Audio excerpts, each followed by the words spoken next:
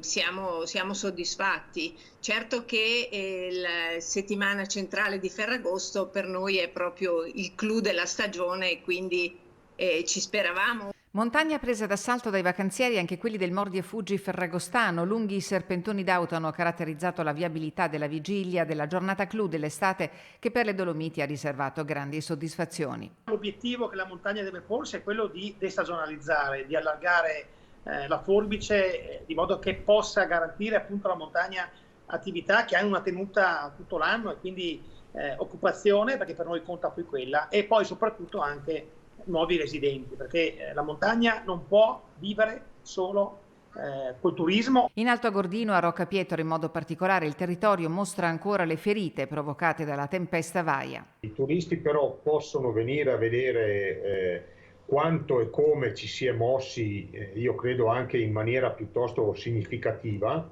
con tantissimi cantieri che non stanno disturbando, io credo, più di tanto il turista, perché abbiamo un territorio molto ampio a livello di chilometri quadrati, quindi ci si può muovere abbastanza agevolmente. La pandemia ha messo a dura prova le attività ricettive dai rifugi agli alberghi, anche a causa delle norme anti-Covid che hanno modificato i flussi turistici. Mancano flussi turistici stranieri e ne sentiamo la mancanza non tanto in questi giorni di Ferragosto dove la nostra clientela è prettamente italiana, ma proprio prima e dopo agosto, che sono per noi mesi classici di frequentazione straniera. Quindi fin tanto che questi flussi non saranno ripristinati avremo comunque una sofferenza di base.